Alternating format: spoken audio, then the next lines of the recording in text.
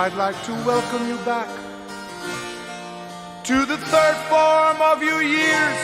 I trust you'll thrive in here. Others in the past have come alive in here. Happy to say they found their way. You recall I asked, back when I saw you last, that you'd consult my list of books for summer reading. We'll go over those and others you'll be needing for the coming year, if I'm still here. I suppose you heard the word that's going about. My superiors doubt I'm fit to teach you.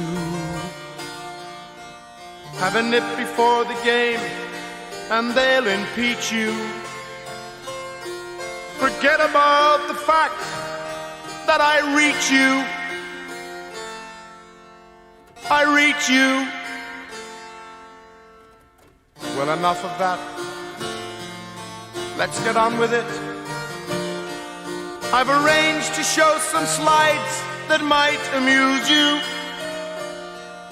And if, of course, you're bored, then I'll excuse you. Though what you're about to see in times of sickness is my cure. Living well is my best revenge, you can be sure.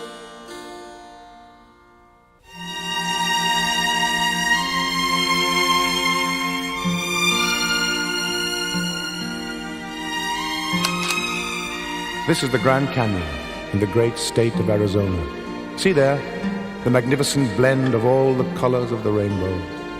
It is virtually unphotographable at any given point, it is so vast.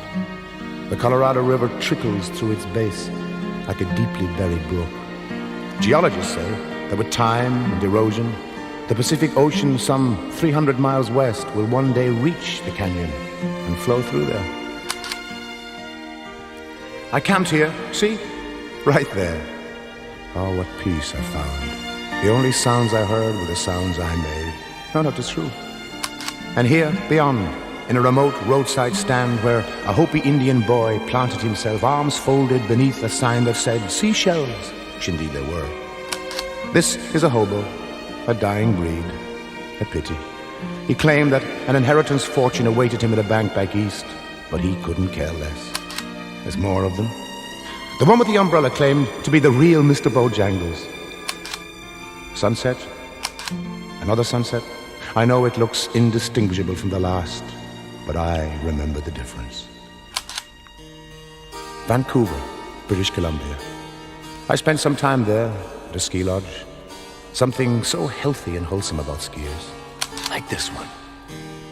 She always seemed to appear when I took a spill on the slopes, where I had no business being. But I'd look up, and there she'd be. And soon it happened that whenever she'd turn and look up, there I'd be. The chalet. Inside there by a warm fire is where my mind is wont to wander now. To the scent of pine and the taste of wine. You're too young for wine now, but make a note of it. There she is again. We rented those horses for a day. See mine? His name was... oh, what was it now? I forget. Oh, yes, it was Sugar. And there's my friend again. She looks rather sad there.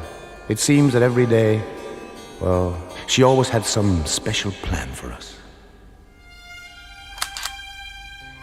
And this is a beautiful Indian girl. Look at her. She and her secret, mysterious ways.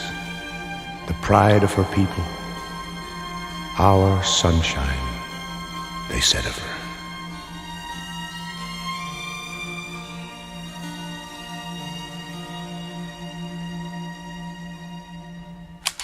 This was the road south into Oregon.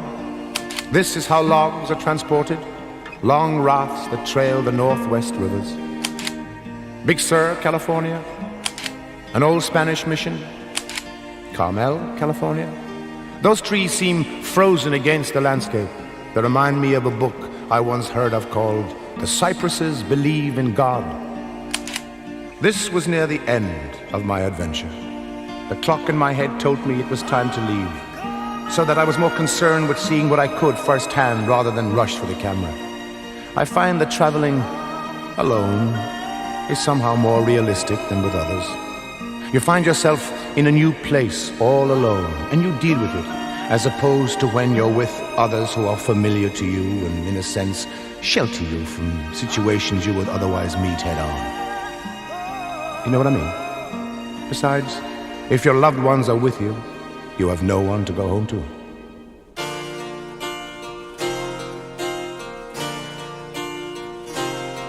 So on Monday, Lord, I'll go before the board and hear what adjective they give this life I live. It makes me laugh that they should write my epitaph, but somehow I'll get by. I've got my slides, I will endure. Living well is my best revenge, you can be sure.